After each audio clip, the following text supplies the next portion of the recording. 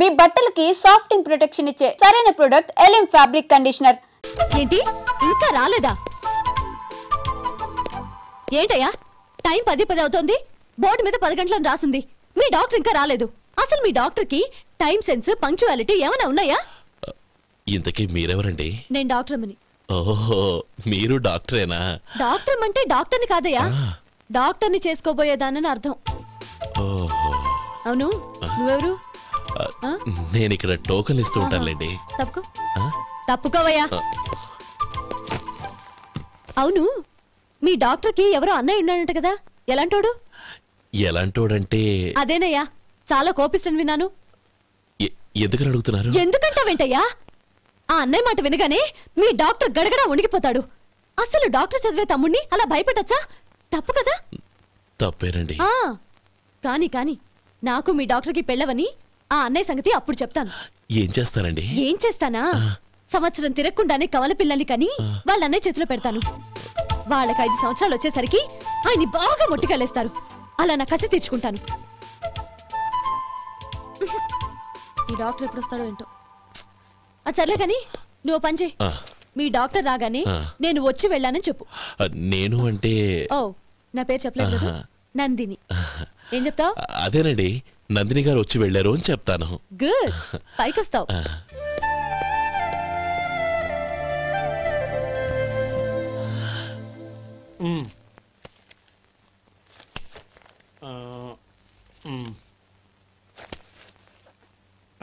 దీంతో మొత్తం 4,98,200 అయ్యాయి. పోతే నువ్వు ఇచ్చినంత ఇవ్వలేకపోయినా ఈ దైవకార్యానికి నా వంతు చందా 1800. దీంతో మొత్తం 5 లక్షలు పూర్తయ్యాయి. సరేరా, నేను ఈ డబ్బు తీసుకుని పట్నం వెళ్ళి బ్యాంక్ లో వేసొస్తాను. అలాగే, నేను నీతో వద్దాం అనుకున్నాను రా, అనుకోకుండా సాయంత్రం ఇన్స్పెక్షన్ వచ్చింది. పర్వాలేదులే, వెళ్ళొస్తాను.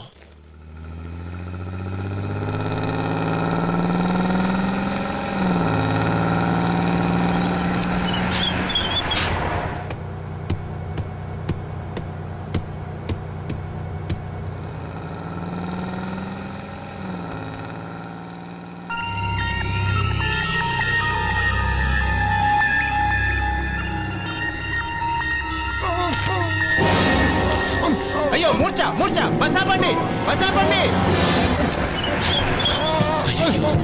ఇదిగోండి తాళం చేతులు గుర్తి, ఈ తాళాలు చేతిలో పెట్టండి. వీటి వల్ల ప్రయోజనం లేదు. 4 ఖర్చుకోకుండా పళ్ళ మధ్య పెట్టడానికి గట్టిగా అది ఒకటి ఇవ్వండి. ఇదిగో ఇది చూడండి.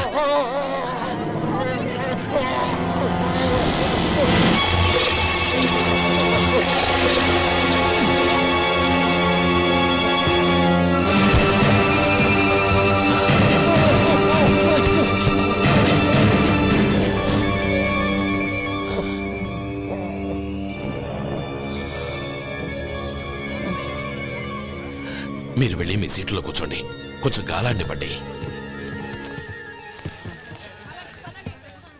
ఇప్పుడు ఎలా ఉంది బాబు?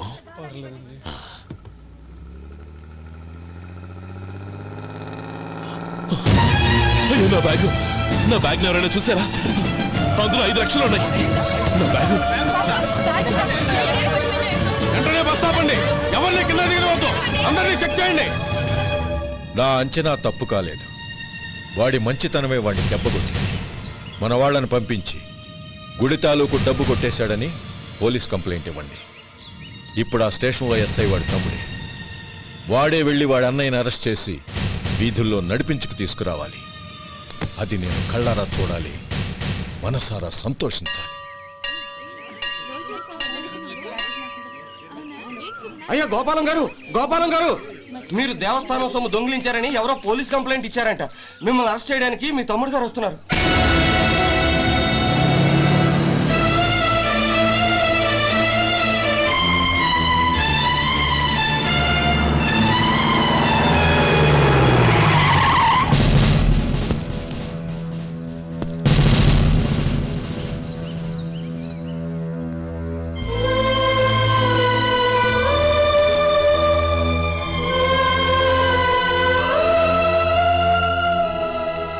చూడు గోపి, ఎప్పుడు నువ్వు ఉద్యోగంలో చేరావో అప్పుడే తన పరానే తేడా మర్చిపోవాలి. నేరం చేసిన వాడు నీ తమ్ముడైనా అన్నైనా సరే శిక్షించాల్సిన బాధ్యత నీది. అదే నువ్వు నీ ఉద్యోగానికి ఇచ్చే గౌరవం.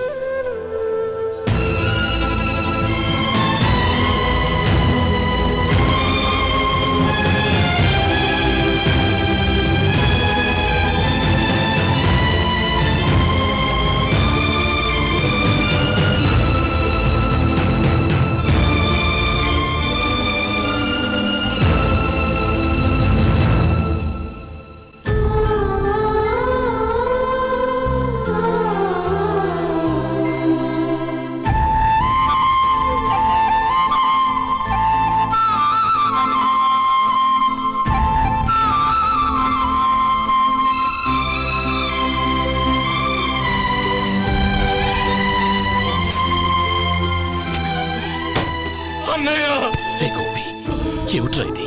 నన్ను క్షమించు అన్నయ్య. నేను కోరి ఉద్యోగుల చేరిన మాట నిజమే, కానీ ఇలాంటి పరిస్థితి ఎదురవుతుంది అనుకోలేదు. నా ఒంట్లో ప్రతి రక్త పట్టు నీ భిక్షానన్నయ్య. నిన్ను అవమానపరిచి ఉద్యోగం నిలబెట్టుకునే బదులు నా ప్రాణాలను వదులుకుంటారు, కానీ ఈ పని మాత్రం నేను చేయలేనన్నయ్య.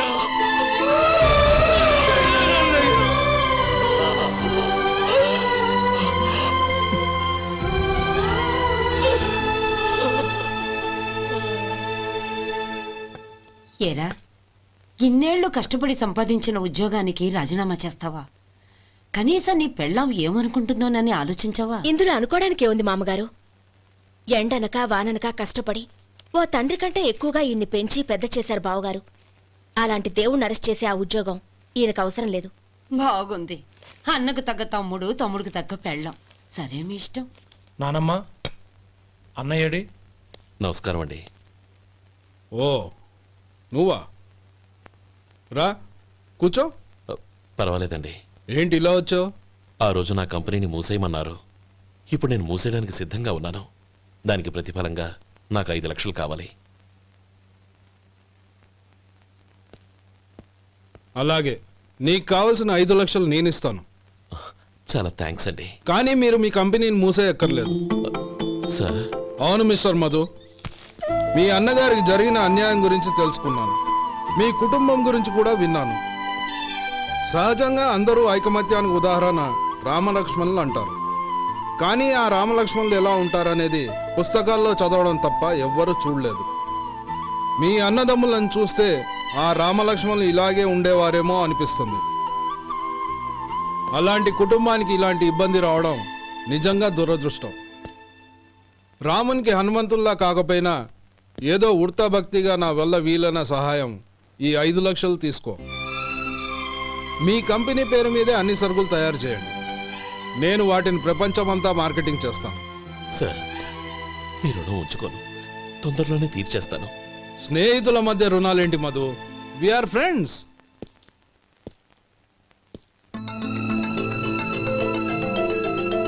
ఏంటే అక్కడ ఆగిపోయావు?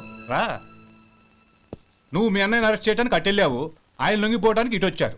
అవును, యూనిఫామ్ చేత్తో పట్టుకొచ్చావేంటి? సార్, నేను రే, ఈ మాత్రం దానికే బెదిరిపోయి ఉద్యోగం వదులుకుంటావా? నువ్వు ఇలాంటివి ఎన్నో సమర్థవంతంగా ఎదుర్కోవాలి.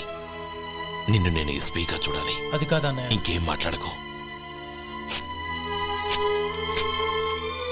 ఇన్స్పెక్టర్ గారు, నన్ను లాకప్లో పెట్టండి. ఆగండి సార్, ఆ డబ్బు ఎక్కడికి పోలేదు. నేనే తీసి జాగ్రత్త చేశాను. ఈ విషయం అన్నయ్యకి తెలియక బ్యాగులో డబ్బు కనబడకపోవడంతో అది పోయిందనుకున్నాడు. నేను పట్నం నుంచి వచ్చేసరికి జరిగిన గొడవంతా తెలిసిందే. రే మధు, జరిగిన దానికి నన్ను క్షమించనయ్యా. ఇంటికి వెళ్ళాక అన్ని వివరంగా చెప్తాను. సార్, ఇదిగోండి 5 లక్షలు. ఇది కమిటీ వాళ్ళకి అప్పగించి ఈ కేసు కొట్టేయండి సార్. భలే వాడివయ్యా, తీసినప్పుడు ఒక మాట ఆయనతో చెప్పుండొచ్చుగా. అనవసరంగా పెద్ద స్టేషన్ వరకు రప్పించావు. Sorry sir. అన్నయ్య, మీరు ఇంటికి వెళ్ళండి, నేను లెక్క అప్ప చెప్పేసి వస్తాను. వస్తానండి. అలాగే.